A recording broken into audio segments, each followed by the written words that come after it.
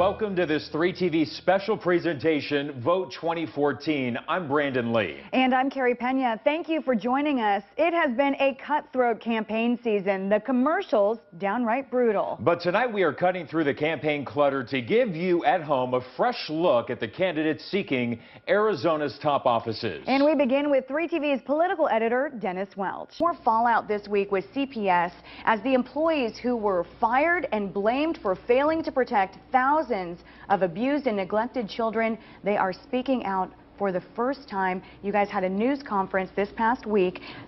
Some observed at the news conference, I guess there was some expectation that maybe you would appear remorseful. Some say that you didn't seem remorseful.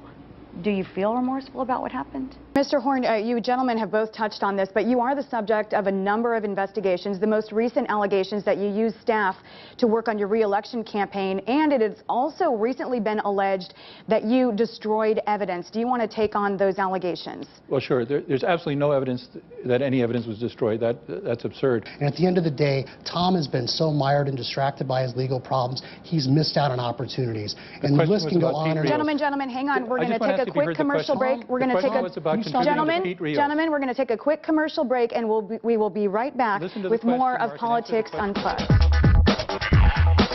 Welcome back to Politics Unplugged. More now with the 6 Republicans who want to be your next governor. And I want to ask you what is probably the #1 issue in a lot of folks' eyes out there, and that is jobs. Since the recession ended in 2009, Arizona ranks 23rd in job growth. List one thing that you think you could do in the first 30 days as governor that would increase job growth. We have a Wait, let me just wonderful ask you, Ms. Jones, relationship. what specifically are you referring to that you're saying he's trying to hide? He has sailed a court case specifically This is relating to the completely sale false. of the company This of is not Coldstone. true. I've gotten calls to my campaign office mentioning it. Other candidates have gotten She's calls gotten to their calls to campaign her office. campaign office. There are going Welcome back to Politics Unplugged. 3TV viewers have been sounding off on social media all week. Their Facebook feedback will dictate our final segment. Perhaps the most important here because these questions are coming directly from voters. We begin with Judy Reynolds, and she says, I would like to know how they are going to improve the plight of the poor, especially children. Also, how they are going to improve public education. She says, I'm tired of them all talking about immigration as if this is the only issue. Ms. Jones, start with you. We're going to change them. Mr. Huppenthal, But most of all, we're going to do a very rigorous review. Hang on just a second. Mr. Huppenthal, if I could ask you, some folks have criticized you saying that you are doing a backflip on this and really kind of bait and switch because you were a supporter and you have been quoted as saying these are very good standards and completely conservative standards, but now there has been, as you mentioned, this massive conservative backlash. So which is it?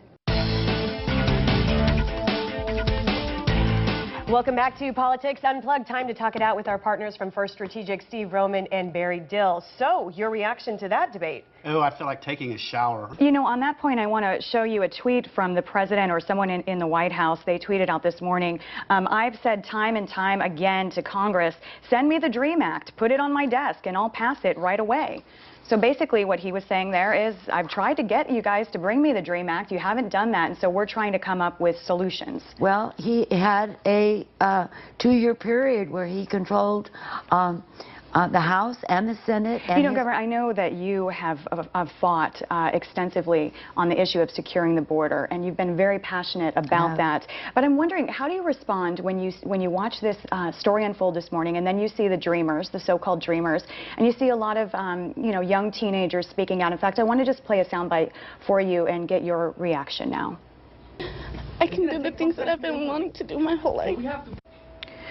What do you feel or think when you see that young woman sharing her thoughts with us this morning?